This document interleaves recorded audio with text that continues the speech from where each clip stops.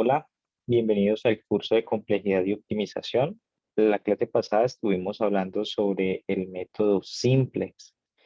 Vimos un ejemplo de cómo utilizarlo y, a grosso modo, esbozamos lo que era el procedimiento para ejecutar este método.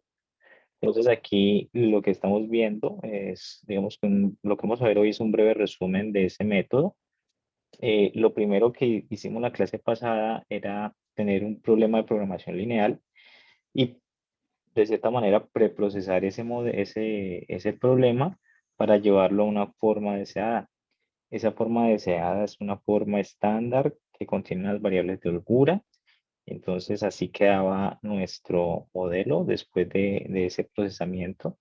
Y en este procesamiento tenemos unas variables en el lado izquierdo que son unas variables básicas y unas variables en el lado derecho que son las variables no básicas.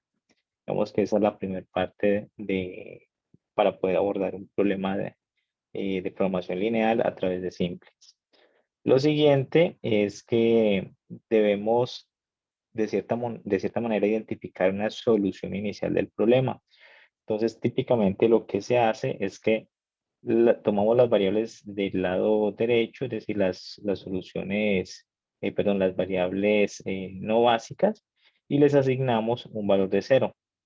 En este caso, vemos que esas variables, por ejemplo, x y x y, toman el valor de cero y pues entonces las variables x1, x4, pues toman otras variables como podemos ver allí en el ejemplo.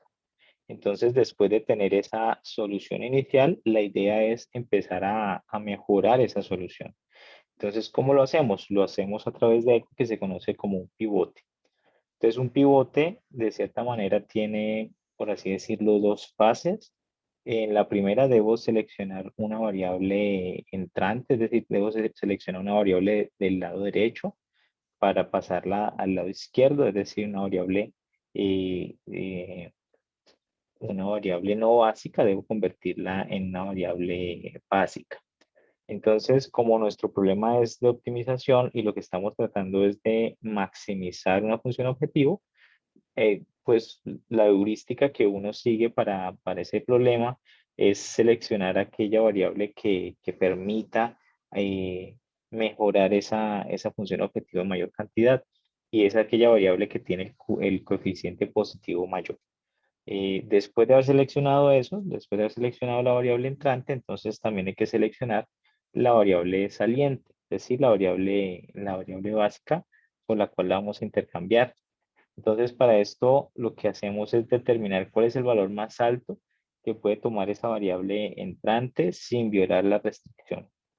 Entonces, digamos que hacemos la evaluación en las restricciones de nuestro problema y una vez observamos los valores que pueden tomar esas variables sin violar las restricciones, lo que hacemos es que seleccionamos el valor positivo, la variable que tiene el valor positivo más pequeño.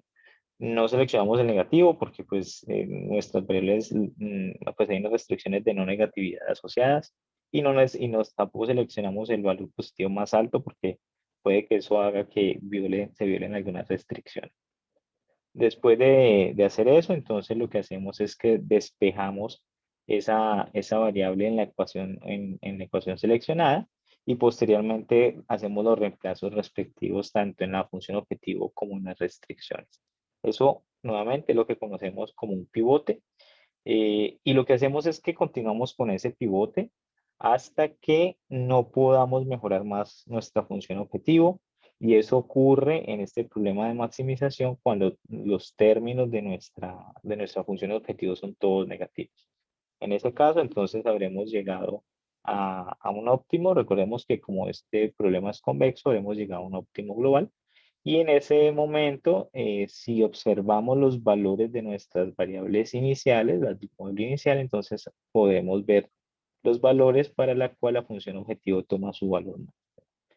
Eso es lo que vimos la clase pasada. El día de hoy vamos a ver un segundo ejemplo y vamos a ver otro método a través de una tabla que de cierta manera les permitirá a ustedes divisar una posible implementación del método simplex en un lenguaje de programación.